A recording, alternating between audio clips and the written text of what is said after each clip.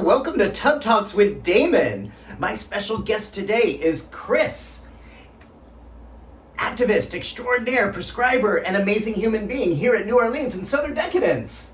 Hey, y'all. Thank you for joining me in the tub. I'm really honored you're enjoying me in a wet environment. It's good because, damn, we were having some Alderon-like temperatures. For my nerds out there, you know what that means. What does it mean? I don't know. So, the original Star Wars, there's a Death Star, and they incinerate a planet. So the joke is, the 7-day forecast is perfect, and then like 1,000 Kelvin because they're all dead. Okay, let's try not to do that. We're actually having amazing weather here at Decadence this year, which was a surprise. I thought it was going to be fucking hotter than anything. Yeah. So, and you were dressed today as Chewbacca's. Well, I am in the sacred group of Chewbaccas, but I am part of Queer Eye for the Sci-Fi. We are a subgroup of this behemoth. If you come to New Orleans enough, you'll know what we are. Queer Eye for the Sci-Fi. Yeah. Oh, I love that. Yeah, it's catchy, that. Right? I love that. Okay. It's copyright, but it's fun. So we're okay. We're safe. We're safe here, that. right? Yes, Yeah. absolutely. Okay. So, Chris, the first thing I ask, or one of the first thing I ask my guests, what do you like most about your body? Sure. We were talking about that, and I was just like, oh my gosh, my answer is kind of serious, and was like, but it's truth. It's the true answer. So, I was one of those weird people. They're young men that end up getting inflammation of their heart. It's called myocarditis, and it just came out and bit me last November, and I had a sudden cardiac arrest in my sleep. It was scary. It was fucking scary. So my road to recovery wasn't really guaranteed or certain, and I'm just really fortunate. My heart doctor said, like, dude, you're good, and it's nice because you saw me in the parade. I dance. Danced a lot during the parade today. Yeah. Beautiful. How old are you, approximately? 39. 39. Yeah. And did you have any family history or awareness of this heart? No. This is actually the most often thing that causes it is freak viruses, and we think it might have been a mild case of COVID, and maybe 10 days before it happened to me. So, just saying, you have much more protection from myocarditis as a young man getting the vaccine than, gambling with getting COVID. Granted, myocarditis is very rare, so don't freak out, y'all. But if it happens, get yourself vaccinated. It'll help to protect you. And yet, are you vaccinated, or were you vaccinated? I was. It's a big deal when this happens because it's so rare, and I had the CDC panel that monitors these serious things. They totally arbitrated my situation, and it was great. They had all the nerds in the room, and when they met 3 times to discuss my case, they were very clear it wasn't from any of the vaccines, Right. And so not from the vaccines, but it was from perhaps a mild case of COVID. Yeah. So, it's one of those things that, we still have to respect COVID. Not telling people to, freak out because we have a lot more treatment now for folks who do catch COVID. But yeah, it's just something that young men need to know. It's more common. It's kind of like a weird interplay with testosterone levels, which is why this weird consequence of COVID happens mostly to young males. If you ever feel after a COVID infection that you're just really sluggish, like your endurance is just weird, and you have weird chest symptoms, go get checked out. Now, is this the same as symptoms of long COVID, or are we talking a different kind of So symptoms? long COVID is a trash bag of probably 10 different syndromes. But one of them is folks that have lingering consequences, inflammation of their heart. And so you can put people like this under that umbrella, but it's a special thing. So not everybody who has long COVID is going to have myocarditis. Is there anything someone could do to be proactive and get ahead of this if they're concerned about this? I mean, that's the thing. There's been a lot of really good research showing that Although the mRNA vaccines have been shown to cause myocarditis very rarely, when they compared how often myocarditis happens to the person who catches COVID itself, it's almost like over 10 times as likely. Some of the statistics were even higher than that, like up to 100-fold more. So Wait, you're saying that people who got the vaccine were more likely to get mild? yeah, so that's where this is murky, right? And that's kind of what I was suggesting while we were talking. If we get into the weeds, if you've been paying attention since the beginning, the Pfizer and Moderna vaccines, they do have a myocarditis signal in young men. And it makes sense, right? It tracks. What the vaccine is doing is simulating a little bit of what the infection does. It's triggering an immune response in your body. For some people, and we don't fully understand, that immune response just kind of goes a little haywire. Now, when you compare what happens with a full-blown infection and what happens with either of these vaccines, the actual infection is much, much more likely to cause this immune reaction to go haywire, to cause myocarditis. So we're talking like 100 times more likely with the virus. So I always tell this to patients, anything that works that's not a scam has side effects. Like there's no get out of jail for free with like real medicine. You also just have to live life without being paralyzed by shit that could happen. Right. We could have gone out on the street and gotten hit by a car, but we still went out to the parade. And some could say that the probability of getting killed in a motor vehicle accident is much higher than shit that we have to do every day to stay healthy. So I mean, it is. I mean, there's at least 193 deaths every day from automobile accidents in this country, at least. So just put things in perspective. Like, yes, this is knowledge, but analysis paralysis is not good. Right. So perhaps we can continue to think about the harm reduction approach. Yeah. Because I think what I'm hearing you say is that if someone has a possibility of being affected by this, they're going to be impacted so much more if they get COVID without a vaccine protection than if they have a vaccine. Yeah. And then get exposed to COVID. Yeah, and look, I understand. In the early days where we didn't have, millions upon millions of people who have received these vaccines, these exact vaccines across the world, there was uncertainty. And look, we're going to continue to have a new vaccine for COVID every single year. We're going to have new vaccines for lots of things every year.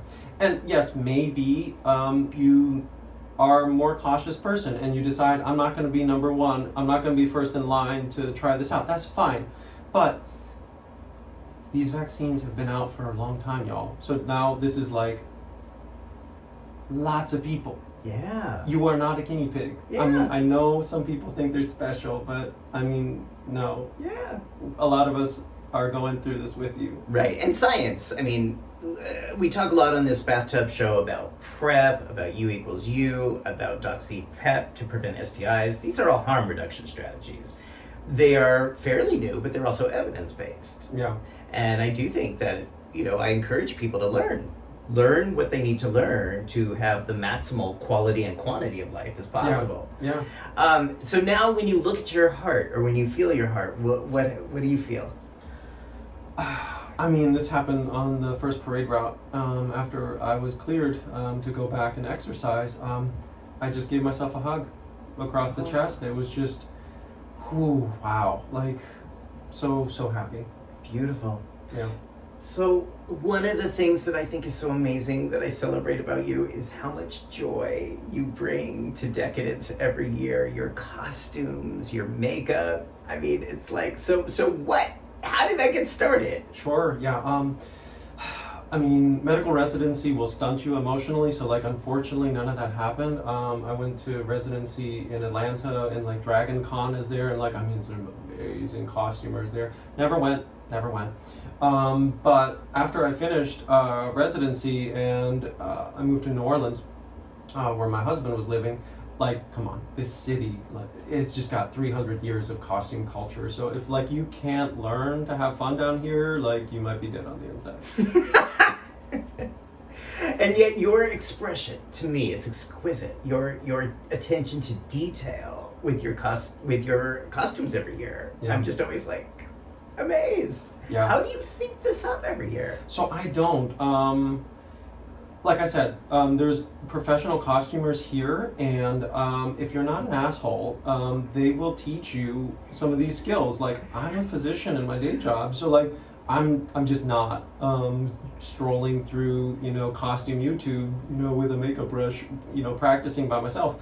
I just have my friends like teach me some of these skills, and slowly but surely, like, you just get better.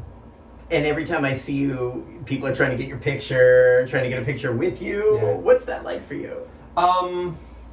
I mean, after like the first hour, so like there's a difference. So if it's a parade, like, it's super fun because I get to dance and like I get to do something for me. When you're at one of these like cons, like, San Diego Comic-Con, I mean, it starts like you almost feel like an object. You start to feel a little dirty. Like, nobody's talking to you. They just want their little gram picture, and then like you're dead to them after they got their picture. Do you feel like that here at Decadence? No, not at all. Because like, we have an exchange, right? It's like a love language. I'm dancing with you, you're dancing with me, we're doing something. The picture's there, there's a little bit of exchange of currency, but I got something from it too.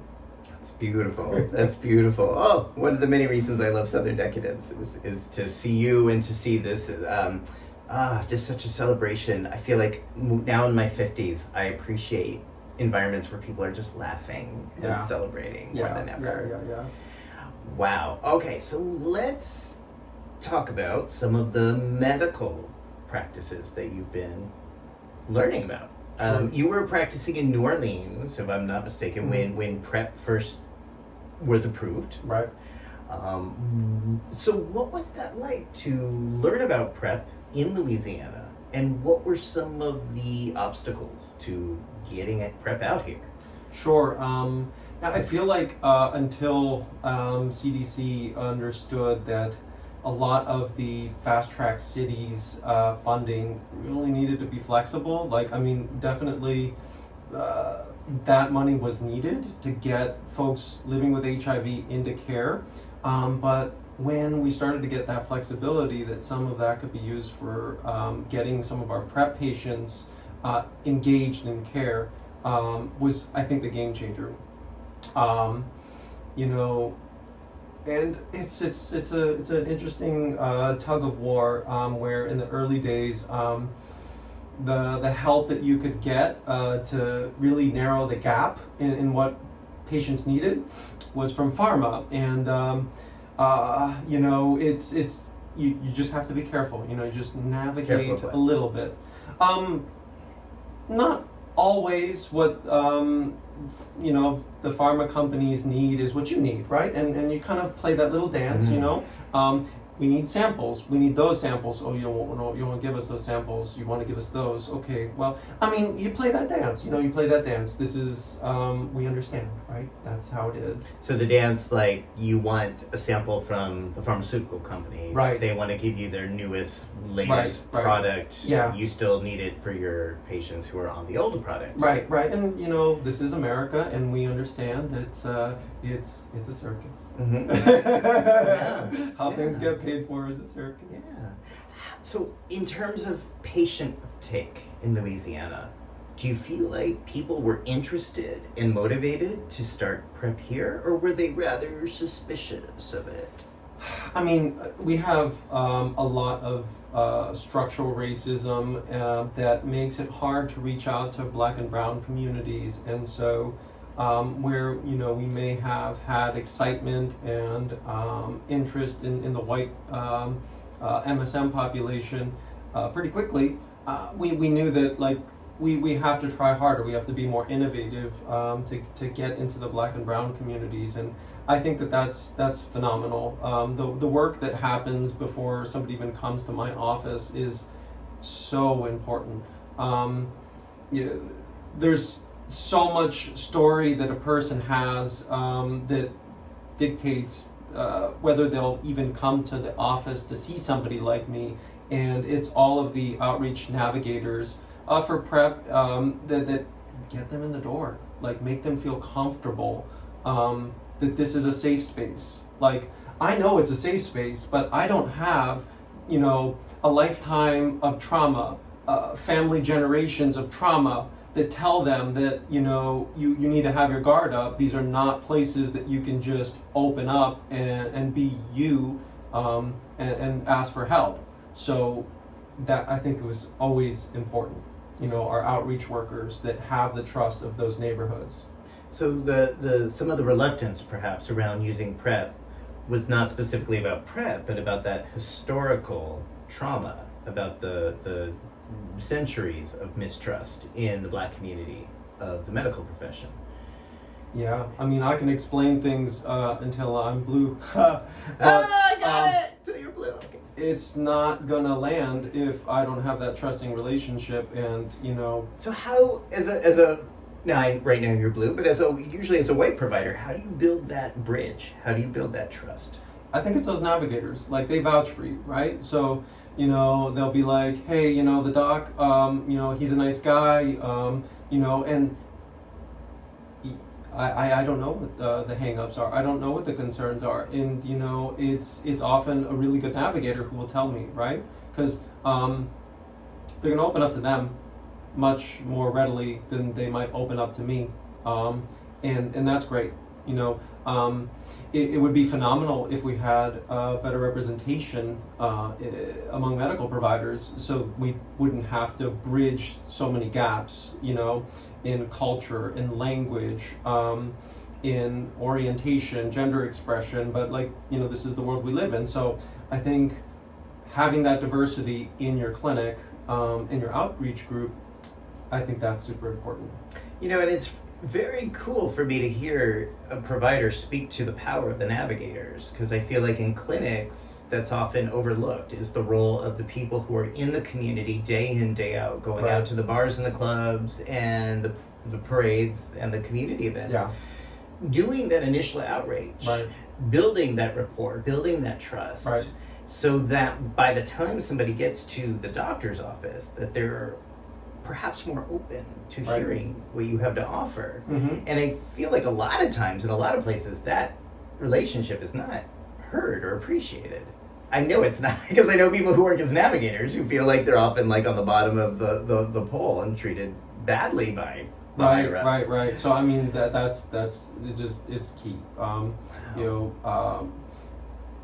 Yeah, pretty simple. Wow. Do you feel like now in 2023 in Louisiana things have changed in this respect, in terms of PrEP uptake, in terms of trying to repair some of these relationships with the medical system? I mean, one of the things is, we get funding, especially in our southern cities, to try to bridge the gap that structural racism has created. There's a reason that HIV is still concentrated in the Southeast, and it's good, but it's never enough. And so I feel like PrEP is stagnant. I believe PrEP is stagnant in the Southeast for those reasons. You mean like PrEP uptake? Yeah, Stagnant? I really do, especially like in, again, the marginalized communities, and this has been true for the last 30 years. I mean, it's always super hard to really focus the services where they're needed most. I really am enthusiastic about the long-acting PrEP and what that could do to really revolutionize uptake, because for a lot of these folks, try as we might to create some patchwork of funding, barriers to access in the clinic are just always going to be harder here. To limit how many times somebody has to go to a clinic to stay in PrEP, I think will be phenomenal. So with the long-acting injection, well, right now we have an FDA-approved shot, which still requires someone to go to a doctor's office every 8 weeks to get the shot. I know the research is pointing toward the possibility of having longer, perhaps 6 months. Right. And you're saying that could change the PrEP's impact. Yeah, I mean, like we wish that people had lives that weren't so chaotic, but life is life, right? And so it'd be great to be able to schedule off from your 2 or 3 jobs to be able to come into this appointment. You know, we think it's super important that you come in for your injection for PrEP when we tell you, but you know, if you have housing instability and you just not coming to work for a doctor's reason, it could get you fired. Like, very clearly, you're not going to come for your PrEP injection appointment. So, and then other innovations, like, and we have to imagine over time, like, this isn't a super difficult injection. You know, when they formulate some of these PrEP injections so that you might be able to inject yourself if you're willing and able to. I mean, all these things I think will bring down kind of the plateau that we're going to experience with PrEP. Yeah. So I think like birth control, where we talk about birth control is kind of an umbrella term. It can be so many things. I've often thought about PrEP that way. For a long time, PrEP and Truvada were one and the same. But I do think we're looking at PrEP as an umbrella term to incorporate all of these innovations, the pills, the injections, perhaps someday even the gel that they keep testing, but we're not seeing a lot. But that there's so many ways, there's so many options the consumer may have. Yeah, and that's super exciting. Even co-formulation with hormonal birth control, because you know, trying to bridge the gap with you know, cis females who you know, need to be part of the puzzle, and you know, all those sorts of things is super exciting. We've been murmuring about it now for a few years, but I think we have some candidate medications that could really get us there in the next few years, and that's just super exciting. Wow. Okay, so now, after being in New Orleans, you are living and practicing in Florida. Right. Can I ask you about that? Sure. Okay. I'm not gonna ask you where, but I mean, like, I'm in New York, so we look at Florida like, oh my God. Yeah. What is it like being in Florida, prescribing PrEP or trying to promote sexual health in Florida at this moment? Sure. I mean, it's the nation's dumpster fire for the war against, you know, our trans community. And you know, it's got a contagion effect. You know, we're not the only ones in this, you know, bad boat. But yeah, I mean, day to day, I think it's tough because we're just thinking like, are we going to be put in jail for doing our job? Can we just, what does that mean? Like, tell me, because I feel that very naive. The idea that you could be, as a medical provider, that you could be put in jail for doing your job. So it may be hyperbole, but like, what is in the laws, you know, definitely your license could be yanked for not jumping through some of the hoops that have been enacted since Florida's draconian anti-trans laws, the Slate of Hate, were passed in July. And so, you know, if you run afoul of one of those, definitely your license is yanked. And for some of it, there's like felony charges. So, you know, that's not playing around. Felony charges for keeping the Hippocratic Oath, for doing your job, for doing what you studied and worked hard to do. Well, politicizing, you know, kind of what the Board of Medicine shouldn't be doing. So there's lots of things that we do in gender care that we just don't have the advantage of, you know, massive randomized controlled trials, because generations of inequity and disinterest in doing that kind of research. But the lack of these massive studies to tell us what to do for our gender care patients doesn't mean that you can all of a sudden turn that on its head and say this is all quackery and that we can't continue to do this, which is kind of the faux concern that some of these politicians are using to try and act like they're patient advocates when they're restricting what we do. So you provide gender affirming care in Florida. Right. What, for people who don't know, what does that actually mean? So in my narrow scope, I focus on prescribing hormones to help a person affirm the gender that aligns with, you know, their sense of gender and sex. I help people then get referred to surgeons who then help with gender affirming surgery. And then we also talk about non-medical ways to affirm your gender, using binders, certain clothing, and then those sorts of practical things. And so those conversations are now illegal or forbidden, or what are you facing? Weird hoops. So, kind of the political playbook is take something that seems like it might be patient-oriented for patient protection and then just make it very difficult for the patient to actually receive the care that they need. Doing a consent for treatment. Yeah, makes sense. Anytime we're going to do anything with any medication prescribed to you, consents are good. But all of a sudden, you have to, even if you've already been on hormones in Florida, come in again, do another consent on top of the one you already did with your doctor. You have to be in person, so I'm sorry if you live far away from your physician because you can't find a affirming physician near you. No, you have to drive all the way where they are. And this has to be done in order for your refills to occur. It's preposterous, and it's just one example over another about those things. It's difficult times. And so what is it that puts you legally at risk of being arrested right now? So when it comes to, especially for minors, like anybody that has the audacity to express that they're trans before puberty, and most do, in their preteen age know this of themselves.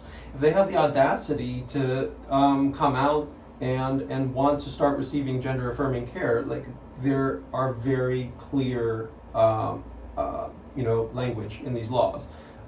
If you prescribe to a minor, you're going to be charged. You have the risk of losing your license and getting charged.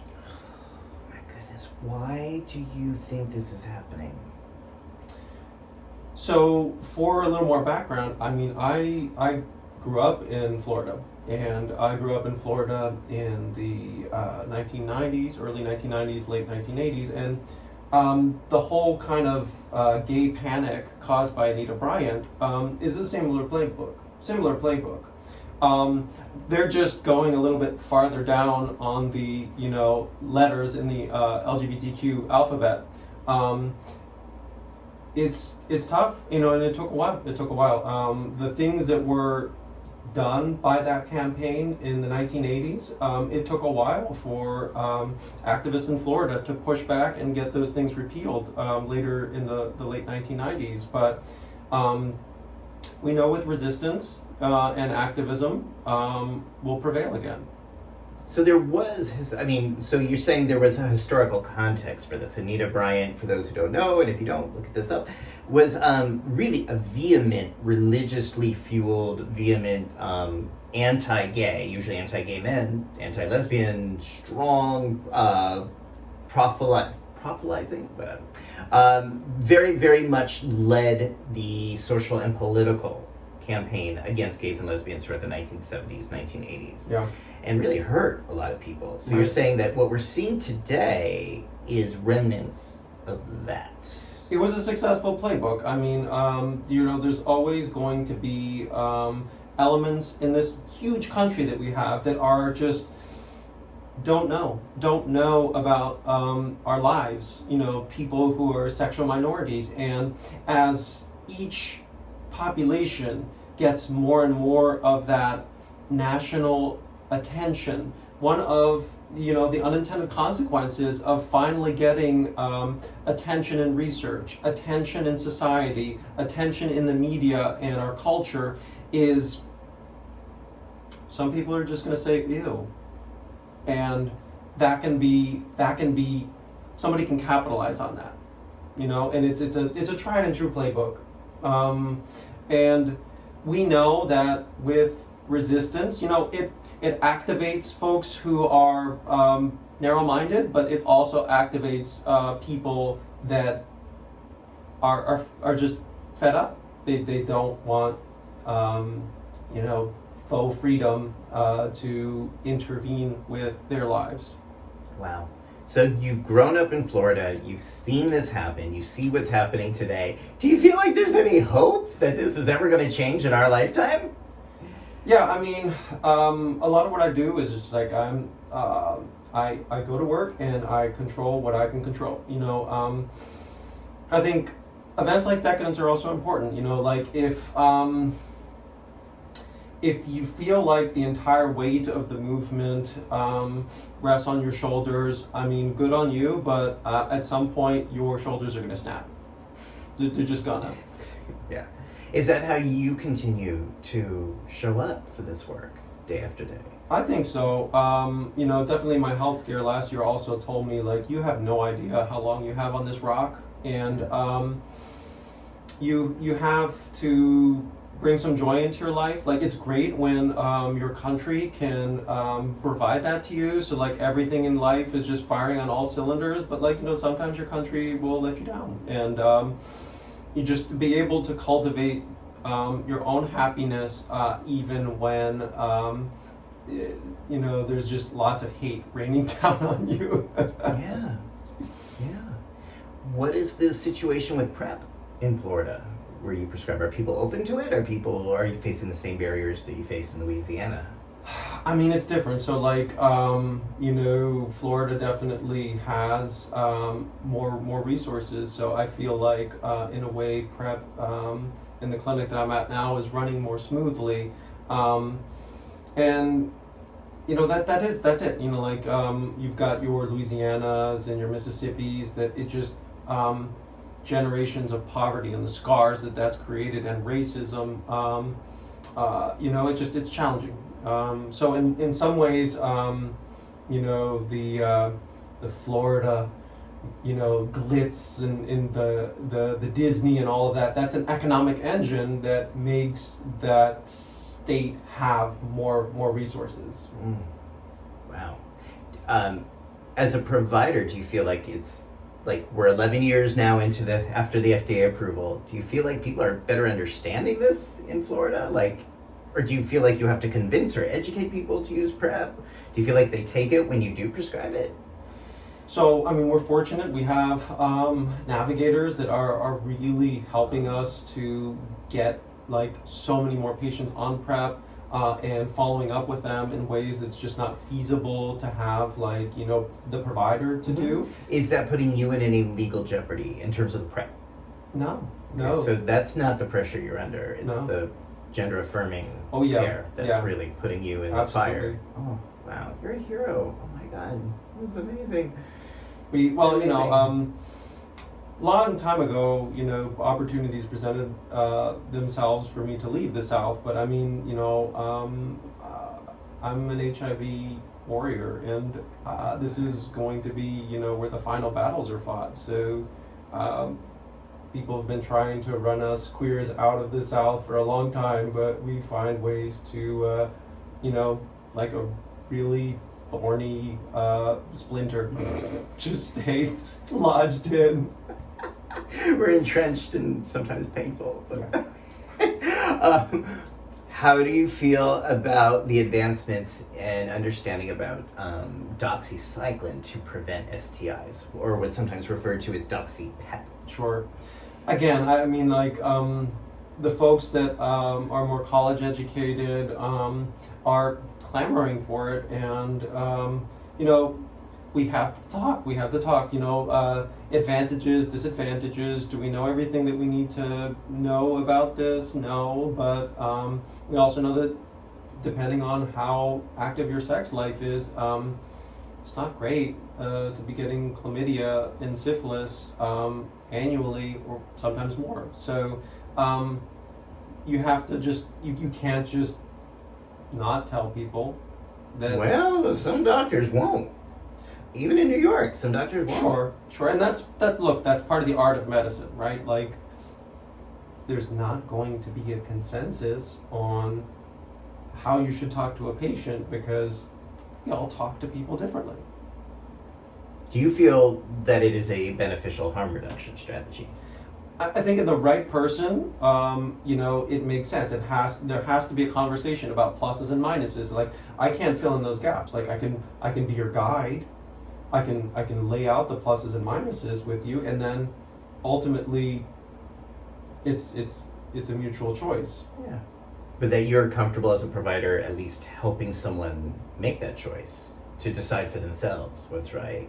Yeah, I mean, I think that there's enough of a trend in the research, and this is a unmet need. Like in sexual health, like there are just certain infections that just are not sexy. Like they're just not getting the money. And like I get it. Like HIV is the juggernaut, and it's going to get most of the research. But like, there's other stuff too.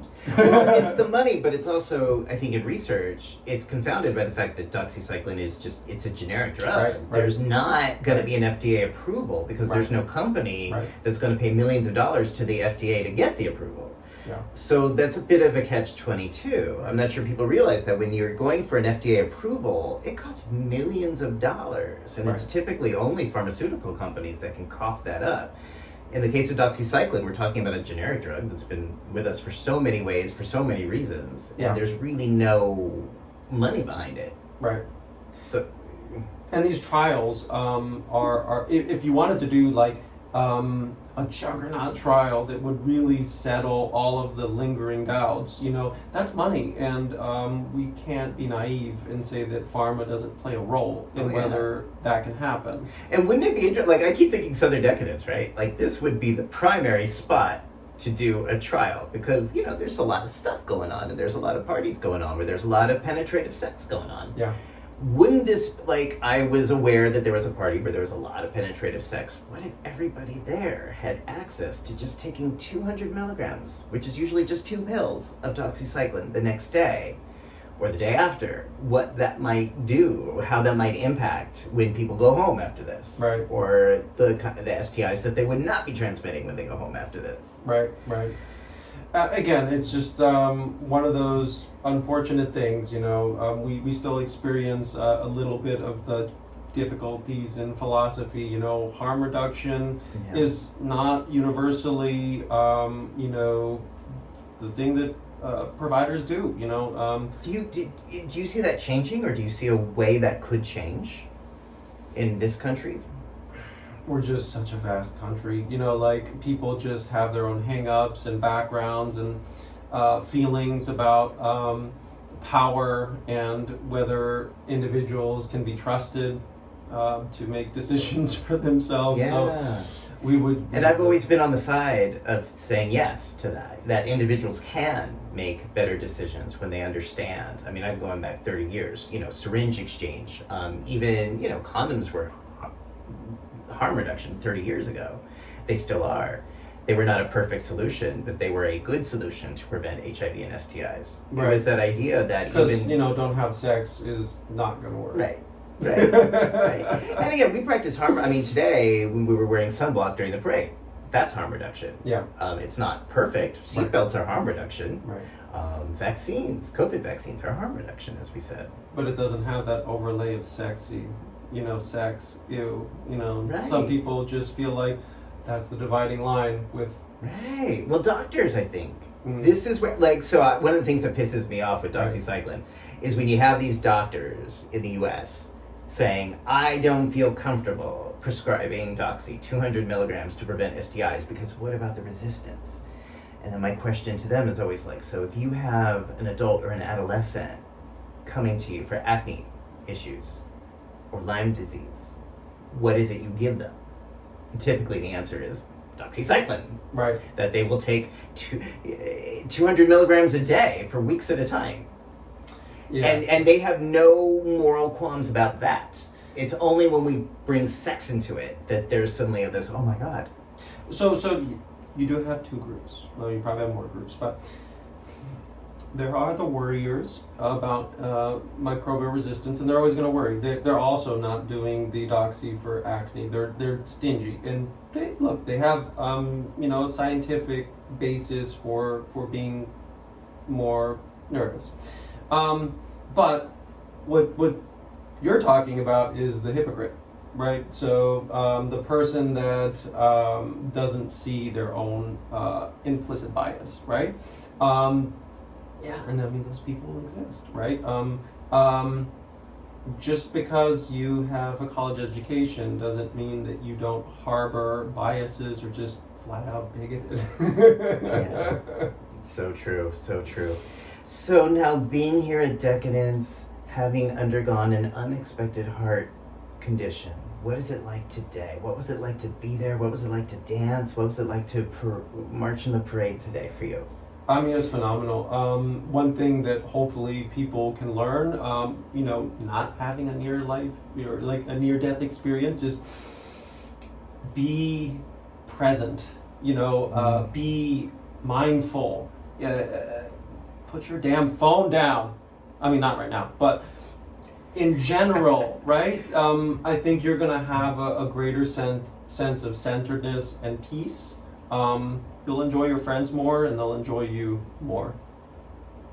Beautiful. So you answered the question, but I'm going to ask it anyway, even if you just said it. What, if anything, have you learned from this personal experience with your heart? And you may have just already said it, but is there anything else you feel like you have learned or gained from having this health crisis? I mean, it's something that I tell my patients because, getting older is not always graceful, even though that's what's on the AARP magazine. Life and getting older can be hard, but the alternative sucks. So, just try to stay positive despite the challenges that come, because they're all going to come our way, at some point. And just to roll with it. Even if you have a new disability, just find a new way to be that happy person despite it. Don't recede and don't become a hermit. Beautiful. Chris, is there anything I haven't asked you that you would like to share with me or with the bathtub audience out there? Well, I'm kind of curious. So what do you do that when you go to these conferences and you make these presentations and you still don't see the change that you've been, clamoring for, how do you, stay optimistic? Thank you for asking that. I go back and forth because in some ways it's difficult. It's difficult 30 years into this to see ways in this country that we're stuck in the same place with harm reduction, with pleasure-based interventions, that we have science, we have ways to end the HIV epidemic like tomorrow. But there's so many barriers to that that are human, not science-based. So that's frustrating at times. On the other side, I feel so inspired and I feel so hopeful. I'm so on the moon that young people today haven't had to see their friends die the way me and my generation did with HIV and AIDS. That is an anomaly for younger people coming out today, and that I meet young people today that came out knowing PrEP was available. So that there's this whole generation of queer people that are coming out and celebrating their bodies and their sexuality, knowing full out well that PrEP prevents HIV, and if they are living with HIV, that U equals U means that they cannot transmit HIV when they're taking the meds, when they're undetectable. That makes me so inspired. And I have to say, with COVID, despite the issues with the vaccines, it was amazing for me to see a deadly virus get an effective vaccine so quickly. Within a year. That has never happened historically before. You've never seen a group of scientists and doctors around the world use technology to advance the information that they needed to create an effective vaccine to prevent COVID. I am still living in the awe of that miracle. So those are sort of the things I do that I live in both of those places. I guess it's sort of which one I focus on kind of determines how I feel in any given day. Affirmations of good things that have happened, that's important, because when you focus on the entrenched negatives, damn, your day can go differently. Yeah. They're true, and you're gonna still work on them, but yeah, it's, again, weight on the shoulders. Yeah. But I do live in a place more frequently of awe, of gratitude. And part of doing this Tough Talk series for me has been the opportunity to talk with people who are facing obstacles and legal threats like every day. Right. And just your work, your experience, and what you face every day when you go to work inspire me to keep going, to keep at it. And Right. to remind me, like, okay, there's a lot of us out there that are fighting so hard to help, that are Right. fighting so hard to make our world a healthier and happier place. Yeah, well, I mean, I've been appreciating you from a distance for a while, but I feel like we got closer. Yes, we have definitely listened. Oh, Chris, I'm so happy. Anything else you want to say to the people? Anything else you want to communicate to the world? All right, y'all, if you're coming to New Orleans, all right, Decadence is great, but, Chewbacca's. If you enjoy this, the nerds, come down for Chewbacca's. It's at the beginning of the carnival season. It will be in January of 2024. Ooh. Go check it out on the internet, chewbaccas.org. I will put a link to that down below. And if you like this interview and want to think about these issues more, subscribe to Tough Talks with Damon. If you're watching YouTube, it's right down below. And I just want people to, part of, again, the reason why I did this series was because we talk about a lot of these things at conferences and stuff, but I wanted to all right, how can we talk about this in a way that 100 other people aren't already doing?